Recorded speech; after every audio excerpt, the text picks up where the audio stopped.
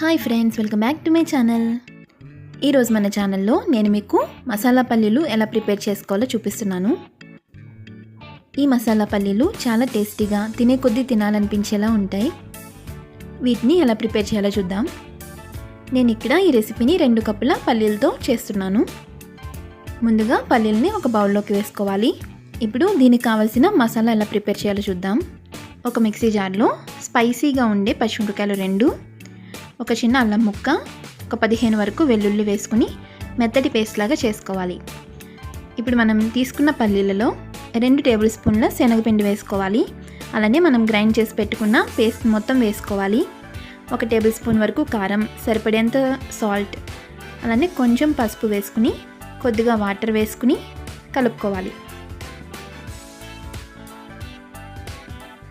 ఇలా మసాలా మొత్తం పల్లీలకు పట్టేలాగా కలుపుకున్న తర్వాత 1/2 కప్పు వరకు రైస్ ఫ్లోర్ తీసుకుని కొద్దిగా వేసుకుంటూ కలుపుకోవాలి.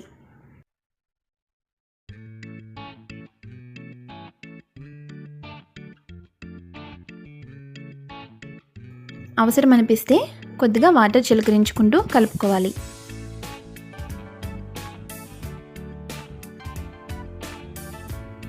ఇలా కొద్దిగా రైస్ ఫ్లోర్ వేసుకుంటూ అవసరం అనిపిస్తే వాటర్ వేసుకుంటూ పల్లీలని బాగా కలుపుకోవాలి. బియ్యపిండి మొత్తం వేసి కలిపిన తర్వాత పల్లీలు ఇలా ఉండాలి.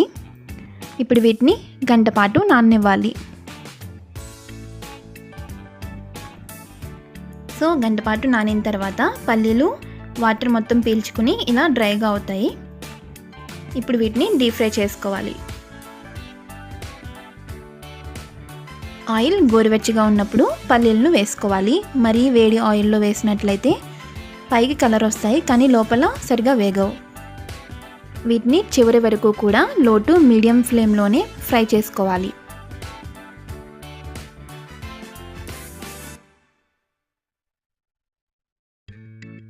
ఇలా అన్నీ వేసుకున్న తర్వాత ఒక 5 నిమిషాల పాటు కదపకుండా ఫ్రై అవనివ్వాలి.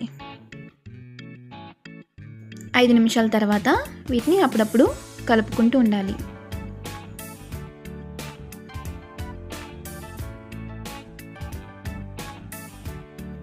ఆయిల్లో బబుల్స్ రావడం తగ్గిపోయిన తర్వాత వీటిని తీసేసుకోవాలి. ఇవి పూర్తిగా చల్లారిన తర్వాత ఎయిర్టైట్ కంటైనర్లో వేసుకుంటే త్వరగా మెత్తబడవు. ఇంతేనండి, ఎంతో టేస్టీ హెల్దీ మసాలా పల్లీలు రెడీ అయ్యాయి. ఒకసారి మీరు కూడా ట్రై చేసి ఎలా వచ్చాయో నాతో కామెంట్ సెక్షన్లో షేర్ చేసుకోవడం మర్చిపోవద్దు. అలానే మరిన్ని వీడియోస్ కోసం నా ఛానల్ని సబ్స్క్రైబ్ చేయండి.